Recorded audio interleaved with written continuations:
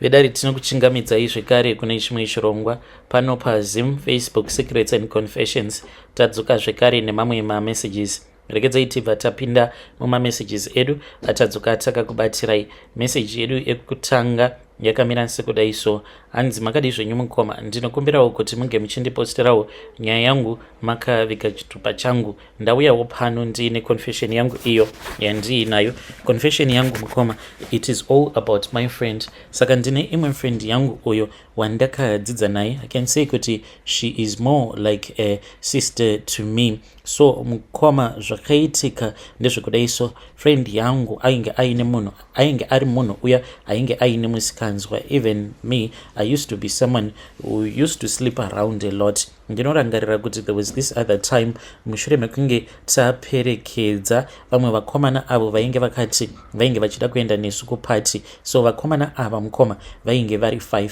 We ended up sleeping with those women, all of them mukoma. Zvino takati tarara navo vakomana veve, ndo pandakabva ndazozviudza kuti zvainge zviri nani kuti ndinge ndichisiyana nazvo izvo zvekuita musikanzwa. From that day going onwards, ndakabva ndazviudza kuti there was no way I was going to do the things that I used to do.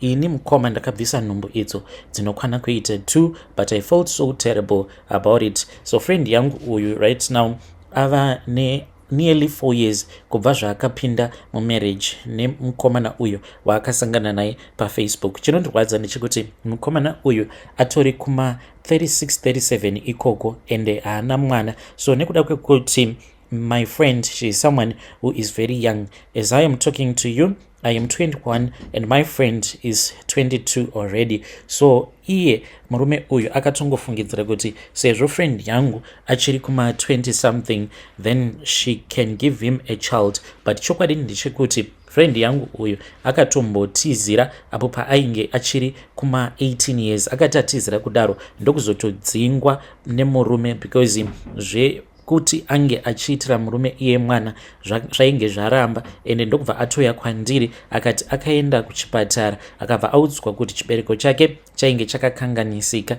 Nefriend yangu takatanga kubvisa nhumbu apo patainge tichiri kuma 15, but iye she started early, I think kuma 14 paakandiudza kuti ainge akaita sex nababa vake ndokubva azobatira pamuviri. Akabva ati zvainge zvisingaiti kuti nhumbu iyoyo ange achizoichengeta. Ndo patakabva tazoenda kune vamwe gogo vakabva vazotipa mimwe mishonga yainge ichivava. So tainge tava kungoti kana ukangobatira pamuviri then gogo vaya vaibva vatibatsira, but inini ndakangozviita only twice. Ndikabva ndazviudza kuti this I won't do, but gogo ivavo vakandibatsira mukoma kusvika pari zvino.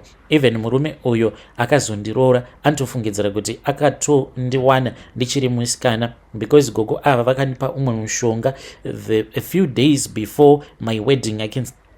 Because gogo ava a week before my wedding vakabva vati ndainge ndichifanira kuti ndinge ndichizoenda kumba kwavo, ndokubva ndazoenda kumba kwavo. Saka vakabva vazondipa umwe mushonga uyo wavakati mushonga uyo ndikuda kuti unge uchiupfeka kusika rudzi kwako. Ndakabva ndazoupfeka mushonga uya mushure mekunge ndaupfeka ndakatoona kutoti kushanda wainge uchitoshanda because kunyangwe icho chigunwe chainge chava kutotadza kunyatso kupinda kusika rudzi kwangu. Ndikabva ndatoziva kutoti vainge vandipa mushonga wekuti apo pandinenge ndava kuzonorara nemurume wangu iye ange achizofungidzira kuti zvimwe kuda ndainge ndichiri musikana akakwana. Zvadaro mukoma, I got married and after I had gotten married takatoenda kuhoneymoon zvedu. Takati taenda kuya mukoma zveshuwa ndokubva tatoita bonde paya. Murume akatofara but there was no blood that came out. But saka murume wangu nekuda kwekuti akatambudzika kuti ange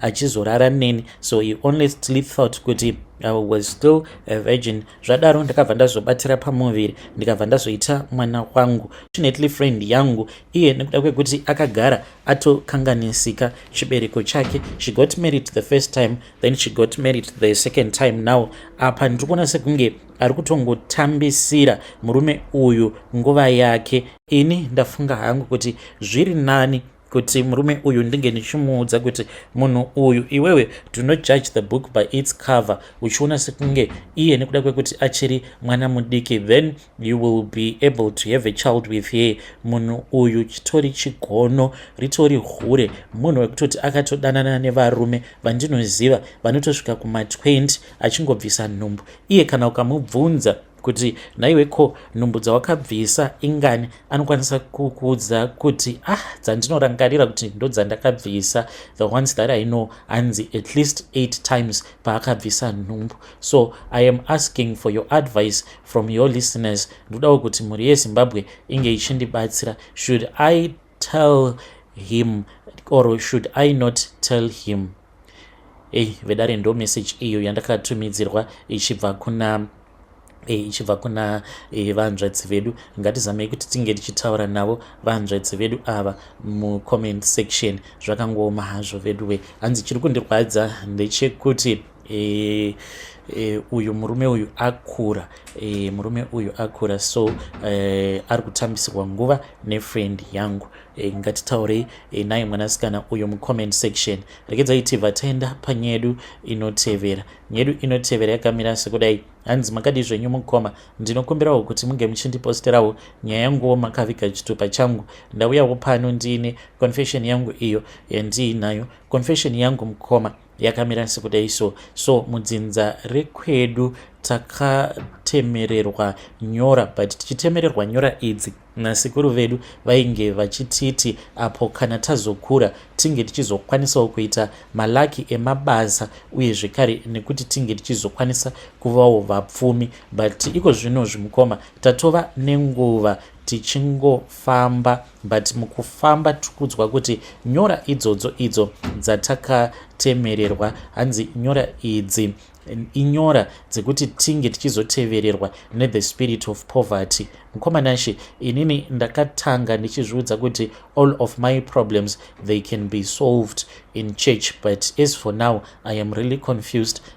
So far tine vanhu vakati wandei avo vambozama kutibatsira, but mukoma zvinonzi ivo sekuru ava vakaenda kuMozambique. Vakati vaenda kuMozambique kuya, hanzi ndokubva vazopiwa hari. Muhari imomo hanzi ndoma vakabva vazoisa bepa iro rainge riine mazita edu uye zvekare vainge vakanyora zvose izvo zvavanoda kuti zvinge zvichizoitika kwatiri. So vose avo vanotibatsira ivo vanoti kuti tinge tichibatsirikana hunge taenda kuMozambique kana tikatsvaka n'anga dzekuMozambique ndidzo dzinokwanisa kuti dzinge dzichizoenda nesu kuninga kwacho ikoko, nekuti hanzi hari iyi ichirimo muninga imomo uye zvekare inotofanira kutoti inge ichitoparadzwa physically. But dambudziko riripo mukoma nderekuti iniwo handina mari, saka handizivo kana mhuri yeZimbabwe ichikwanisawo kundibatsira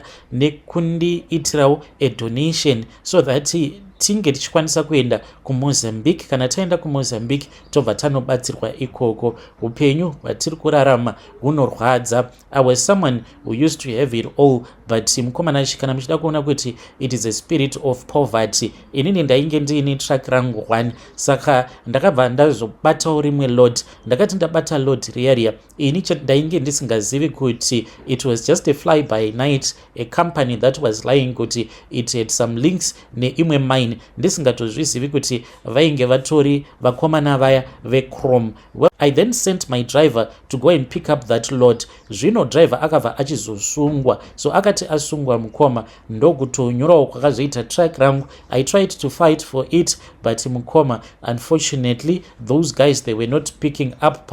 Pandakangovafonera ndichivaudza kuti mapapers avo avainge vandipa ainge ari a fake, and from there on mukoma they stopped answering my calls, saka track rangu rakato impoundwa. It has been 6 years since my track has been impounded, so ndikutodawo help kubva kumhuri yeZimbabwe. Vedare ndo message iyo yandakatumidzirwa ichibva kuna mukoma vedu mamwe maconfession. So pandakataura navo paWhatsApp, ukaona murume mukuru ukaona ava kuchema zvinhu zvinenge zvisina kumira zvakanaka. Vakaita vakaita rimwe voice note vachichema when he was talking about his track vachiti ndine track rangu rakaimpoundwa rainge rakatakura chrome. Ndainge ndisingazivi kuti vanhu vandiri kudhila navo ivo ma-illegal miners. Hanzi ndaitofara ndichitoti at least I have picked up a contract but it was not to be. Zvakangooma hazvo vedu ngatizamei kuti tinge tichitaura navo mukoma vedu ava mucomment section. Tibva taenda panyedu inotevera. Nyedu inotevera yakamira sekudai. Hanzi makadi zvenyu mukoma, ndinokumbirawo kuti munge muchindiposterawo nyaya yangu makaviga chitupa changu. Ndauyawo pano ndiine nyaya yangu iyo yandiinayo. So mukoma zviri kuitika ndezvekuti ndiri kutaura ne-ex-wife yangu.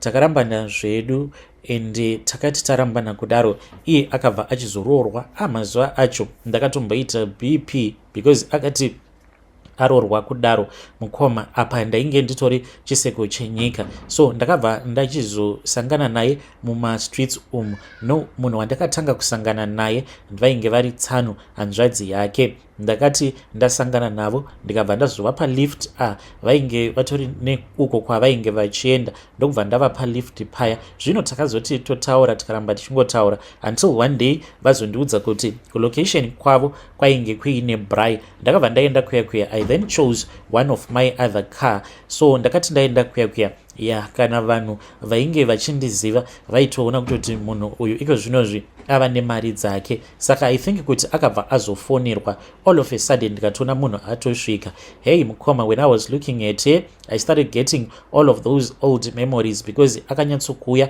akaita iya yavanoti dress to kill. Ndokubva tataura paya akabva azondipa ma new phone numbers ake tikabva tachizotanga kutaura. Saka zvaizvezvi mukoma we are in conversation. Zvino iye ari kuti if I can find space in my heart for her, hanzi tongoita zvinhu zvedu in secret zvisingazivikanwi nemukadzi wangu mutsva. Ende zvaizvezvi ari kuti iwewe neni ziva kuti zuva iro ratichazonzi tazosangana pabonde inenge yatova nyaya yekuti tinenge tava kutozama kuti tinge tichiita umwe mwana. Hanzi hapana pandingazomboti iwewe apa uri baba vevana vangu then ndobva ndazviudza kuti ndiri kufanira kuti ndinge ndichizorara newe uchindishandisira protection. It is far much better kuti tinge tichingozoregedza kurara tose. Mukomanashe anogara achingonditumidzira mamwe mapictures ekuti they are more than tempting zvekuti dzimwe nguva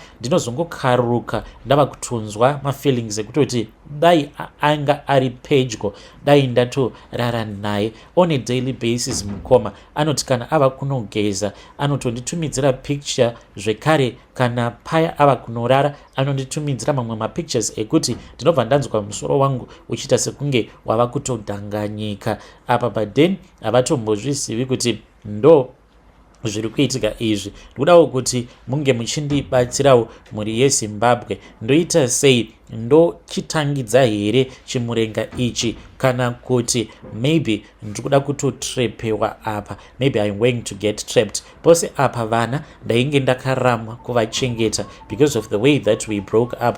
But zvaizvezvi I have been giving her money zvekutoti tava kutoronga kutoti vana vedu vatakazvara vaviri vari kutofanira kutoti vange vachitoenda kuboarding school because mari yatovapo. Kana dziri hama dzemukadzi vanongogara vachitaura neni. Dzimwe nguva kana padeni pari tight ndinotoita zvekutodana ivo tsano vobva vauya padeni pandinenge ndava kuvaperekedza paya. When I am coming back ndo pandinobva ndazomboita one on one ne-ex-wife yangu. But mukadzi uyo wandigere naye haatozvizivi kuti avo vanouya pamba vandinenge ndichingoti handisekuru, no havasi sekuru, nditsano vangu. So ndikudawo kuti mhuri yeZimbabwe inge ichindibatsira. Ndoita sei? Ndomutora here uyo wekutanga uyo akambondidhampa nekuda kwekuti tainge tanetsana akabva achizotanga kugara nemurume ainge aine tumari twake, then ndokubva azorwadziswa paya akabva azodzingwa pamba pemurume uya. Please help me, I'll be following through in the comment section. Hei vedare ndo message yandakatumidzirwa ichibva kuna mukoma vedu. Ngatizamei kuti tinge tichitaura navo mukoma vedu ava mucomment section. Regedzai tibva taenda panyaya yedu inotevera. Nyaya yedu inotevera yakamira sekudai so. Hanzi makadii zvenyu mukoma, ndinokumbirawo kuti munge muchindiposterawo nyaya yangu makavigawo chitupa changu. Ininiwo ndinoshanda samaid, but vanhu vandinoshandira handivatrust. Apa vatori nerimwe zisupermarket, handidi hangu kutaura zita racho, but riri munomo muHarare. Saka the reason as to why I do not trust them, inini ndine vamwe sekuru vangu avo vane sowe ravo. So last month ndakati ndadzokera kumusha, so ndakabva ndazoti ndava nenguva ndisingaende kuchechi, ndokubva ndazoenda kumba kwavo sekuru ava ndichiitira kuti ndinge ndichizonorarira kumba kwavo, then mangwana achitozoenda kuchechi. So vakabva vazoti muzvikuru ndoda kukunamatira iwe. Saka vakati vachindinamatira kudaro, ndipo apo hanzi pandakabva ndazomanifesta, vakabva vazohaka mweya wavainge vachiti wainge uri mweya wechikwambo. Saka hanzi mweya uyu wakatotaura kuti unotoshandisa inini. Ende mufunge zvenyu mukoma, vanhu ava ndakatanga kuvashandira, this was last year muna December. So when I started working there last year December, that was when I just found out kuti ndainge, saka pandakatanga kuvashandira last year muna December, ndo pandakabva ndatanga kuona kuti ndainge ndisisina hanya neboyfriend yangu, ndokubva tatorambana paya. So ivo sekuru vangu vakabva vazondipa minamato, vakandipa minamato yaya. Then there was this other day, mushure mekunge ndaradzika mwana, ndo pandakabva ndazoona imwe nyoka. Nyoka iyi ndakati ndaiona, ndo pandakabva ndaridza mhere, but madam boys vangu vakabva vatoya vachitopopota vachiti iwe wai uri kutiitira noise. Ndikabva ndavaudza kuti ndainge ndaona nyoka, vakabva vati ndiko kekutanga here mukupenyu hwako kuona nyoka. Zvinova zviri zvinhu zvekuti zvakatondityisa. Saka as for now, sekuru vakatombondibvunza kuti munamato uya wandakakupa wainge uri wekukuvhura maziso ako, hauna here zvimwe zvawakambosangana nazvo? Saka ndinotya kuti kana sekuru ndikavaudza kuti ndine zvandakasangana nazvo, vanokwanisa kuzonditi chisiya basa. Apa mukomanashe munongoziva upenyu hwemuno muzimu kuti zvinhu zvakaoma. Vanhu ava vari kundibhadhara good money. You won't even believe it kuti each and every month vanondipa mari inokwana iyo kuita $270 as a maid. Saka ndinoti kana ndikatanga kufunga nezvazvo, ndobva ndati zvino ndinokwanisa kuzorwana kupi futi basa rekuti ndinopiwa $270 a month. Vedare ndo message iyo yandakatumidzirwa ichibva kuna ndo message yandakatumidzirwa ichibva kuna vanzvadzi vedu. Ngatizame kuti tinge tichitaura navo vanzvadzi vedu ava mucomment section. Strange things indeed they do happen in this world.